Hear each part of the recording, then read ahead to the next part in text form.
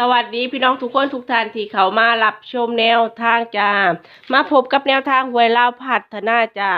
แนวทางหวยลาวพัฒนาแนวทางของวันที่12เนาะ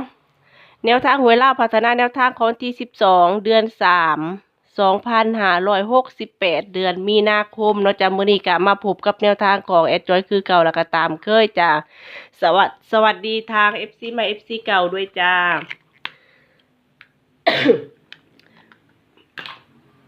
ก่อนสิไปรับชมแนวทางหวยลาวพัฒนาของวันที่12มื้อนี้เนาะจ้ะเดี๋ยวมาเบิ่งผลสรุปย้อนหลังกันก่อนเนาะ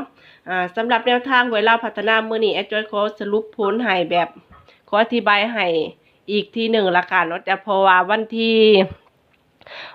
10แอดจอยทำคลิปลงไปแต่ว่าแนวทางปิดไปเนาะแอดจอยลงไปแค่สูตรเดียวนะจ๊ะคือหวยลาวพัฒนาสูตรเม็ดเดียวเนาะเพราะฉะนั้นมื้อนี้ก็สิมาขอสรุปให้แบบง่ายๆละกันเนาะจ้ะอันนี้อาจสิบ่ได้คำนวณใหม่เนาะเพราะว่าถ้าเกิดว่าแอดจอยเขียนใหม่คำนวณใหม่ก็อาจสิได้ตัวเดิมเนาะแต่ก่อนสิไปรับชมแนวทางหวยลาวพัฒนาของวันที่12มื้อนี้จ้ะเดี๋ยวมาเบิ่งผลย้อนหลังกันก่อนเนาะผลของวันที่7จ้ะสำหรับหวยลาวพัฒนาของเฮาเนาะวันที่10ผลบ่ออกเฮาก็ต้องมาสรุปผลเอาของวันที่7เนาะจ้ะเพราะว่า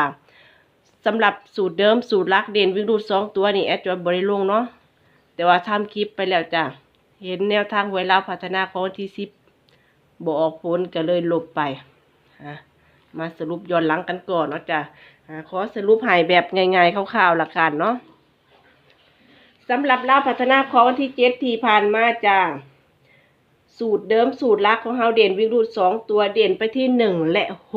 6สำหรับผลจะ6ตัวคือ4 4 5 2 1 5จ้ะสำหรับแนวทางของเฮานี่ถือว่ามาตรงๆเนาะ1 5จ้ะปังอีกแล้วค่ะสำหรับลาวพัฒนาของวันที่7เนาะถือว่ามาได้แบบต่อเนื่องอยู่เนาะมาบนเนาะจ้ะ1 5โอ้โหหาบนหาล่างเนาะ5 2แล้วก็1 5เนาะจ้ะบน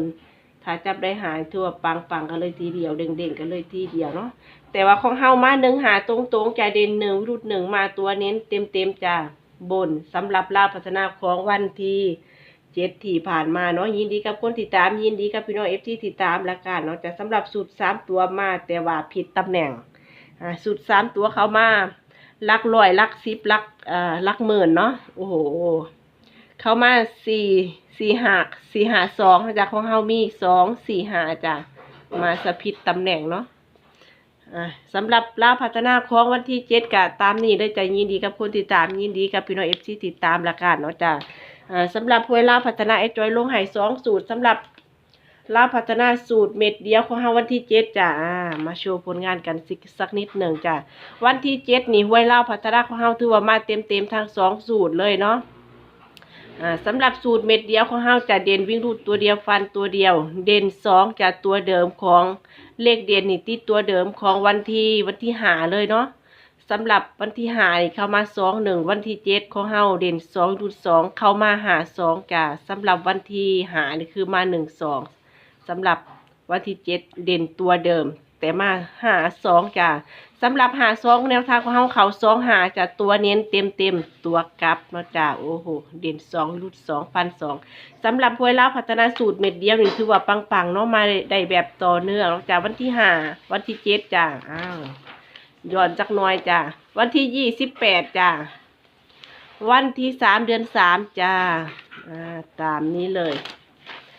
สำหรับสูตรเดิมสูตรลักของเฮากะวันที่7กะปังตรง15เน้นเลยโอ้โหปังทั้ง2สูตรจ้ะสำหรับวันที่10พ้นปิดไปมือ1เนาะกับมาลุ้นกันตัววันที่12จะแนวทางของเฮาสิมาตามสูตรหรือบ่มือนี่รอลุ้นเนาะจะจังได้การรับชมไว้เป็นแนวทางละกันเนาะปิดไปต่อเนื่องเลยเราจะสำหรับหวยลาวพัฒนาของเฮาเนาะสำหรับแนวทางของวันที่12จ้าอันนี้แอดจอยทำคลิปของวันที่10ไปแล้วเนาะวันที่10ผลบ่ออกค่ะเข้าใจตรงกันเนาะจ้าเป็นมาเป็นผลของที่12เลขเด่นให้ไปที่เด่น0แล้วก็7จ้าสำหรับสูตรเดิมสูตรลักของเฮาจะเด่น0กับ7วิ่งรูดจะไซวิ่งไซรูดถ้ามักถ้าชอบตัวใดก็นำไปวิ่งไปรูดได้จ้าจับคู่เด่น0วิ่งรูด0จ้ามี0 1 0 2 0 3 0 4 0 5เด่น7วิ่งรูด7จะจับคู่ไปที่7 8 7 9 7 0 7 1ตามด้วย72ชุดกันจากกันเด่น9มี90 91ตามด้วย92สำหรับสุด3ตัวบนจ้าจับคู่ให้709 503 872 048จับคู่สุดท้ายสำหรับตัวที่จอยระบายสีลงไปนี่ถือว่าเป็นตัวเด่นตัวเน้นเนาะเด่น0วิ่งรูด0จ้ะเน้นไปที่02แล้วก็04สำหรับเด่น7วิ่งรูด7เน้นไปที่79แล้วก็72กันเด่น9จ้ะจับให้3คู่90 91 92เน้นไปที่